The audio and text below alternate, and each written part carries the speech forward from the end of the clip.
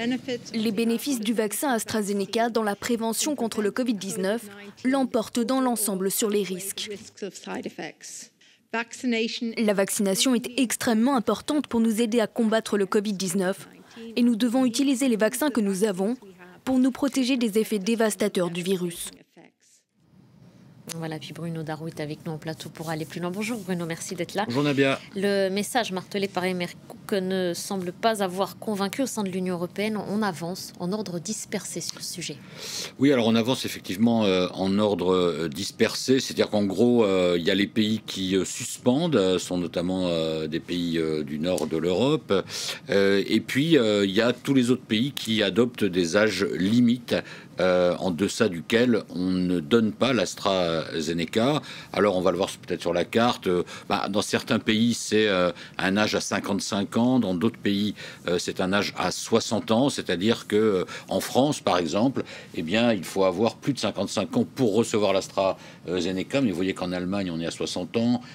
Pareil aux Pays-Bas. La Suède, c'est même 65 ans. Et l'Espagne, c'est entre les deux, plus de 60-65 ans. Donc, cet âge limite, pourquoi en fait? Parce que les cas très rares de thrombose qui ont été remarqués suite à la prise de la première injection d'AstraZeneca, les scientifiques pensent que c'est dû à une activité plus faible du système immunitaire, une activité qui est forcément moins importante à partir de 55 ans.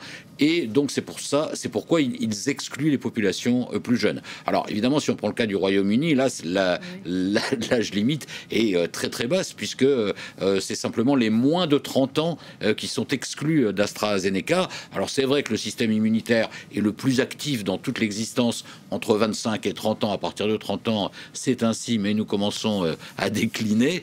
Donc du coup, le Royaume-Uni a pris cette limite qui est vraiment très très basse. Mais il faut rappeler que l'AstraZeneca, c'est le vaccin produit par la Grande-Bretagne, par Oxford avec un laboratoire suédois, et que la Grande-Bretagne a injecté 20 millions de doses. Alors sur ces 20 millions de doses, il y a eu 79 cas de thrombose, ce qui fait effectivement une incidence très très rare. Si on prend le cas de la France, on est à 5 cas pour 100 000 doses injectées, donc là aussi c'est extrêmement rare. Mais l'EMA, l'Agence européenne des médicaments, recommande quand même d'inscrire dans la liste des effets secondaires qui accompagnent ce vaccin ces cas possibles de thrombose, donc de caillots sanguins qui parfois peuvent être mortels quand même, de l'inscrire, mais en indiquant que c'est extrêmement rare. Et c'est pourquoi l'EMA estime quand même que les bénéfices de l'AstraZeneca l'emportent très largement sur les risques.